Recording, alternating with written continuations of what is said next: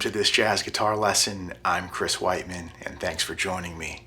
Today's lesson is part 3 of our 251 Pathway series. There's a link to part 1 and part 2 in the YouTube video description below, and I suggest you watch those videos first. So what we're going to do today is we're going to take the pathway that we built in part 1 and part 2, and we're going to convert it to a minor 251 pathway. So if you've been working on the original pathway for the major 251, this is going to be an extremely simple conversion. We're only going to change 2 notes. So the original pathway we built was a 251 in the key of C major. So we had D minor 7 for the 2, G7 flat 9 for the 5, and C major 7 for the 1.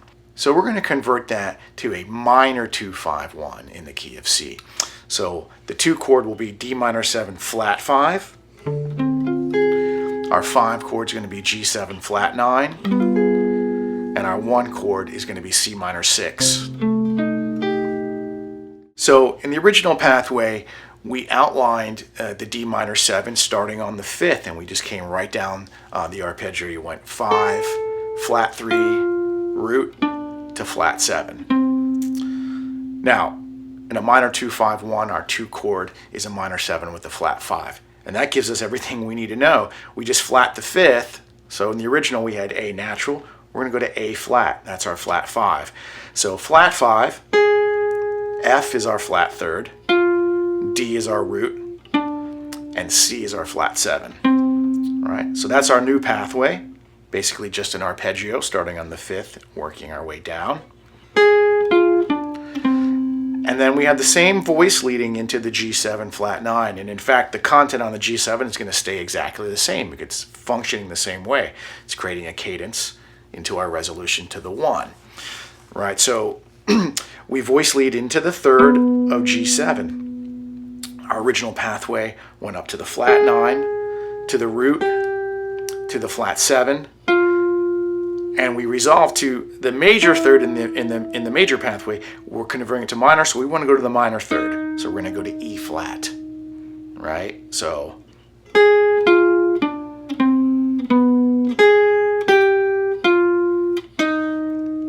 and that's the new pathway.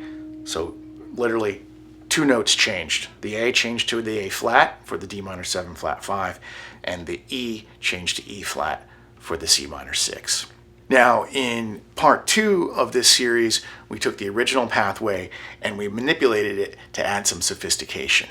We added approach notes, we added some chromaticism, some rhythmic variety with trills, and we added some melodic content at the end of the phrase. And we're going to do the same thing step by step with this minor pathway. So the first thing I'm going to do is just add a chromatic approach to this pathway. So 1, 2, 3, 4.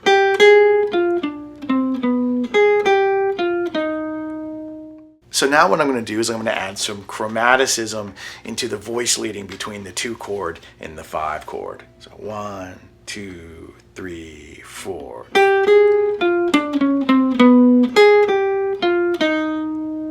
Right, and that chromaticism fell between the root of the D and the 3rd of the G7. So now what I'm going to do is I'm going to add some rhythmic variety. I'm going to insert a 16th note triplet. It's going to sound like a trill on the flat 9.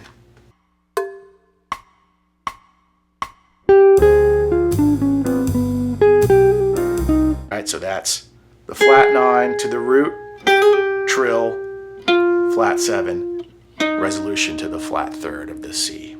All right, so the last thing I'm going to do is I'm going to add a melodic statement at the very end of the phrase.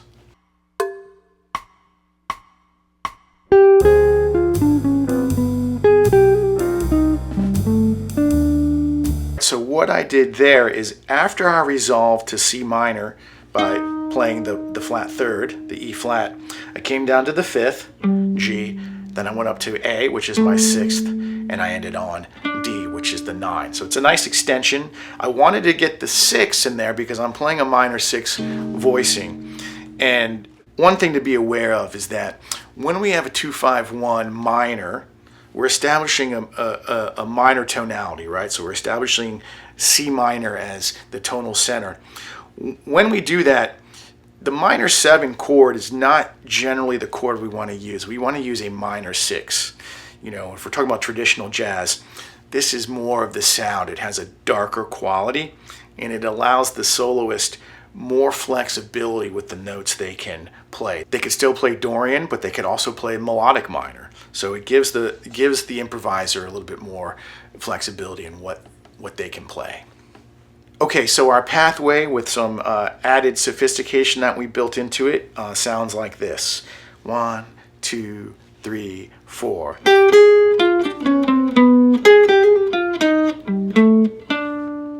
And now what we're going to do is we're going to take it through all 12 keys through the cycle of fourths.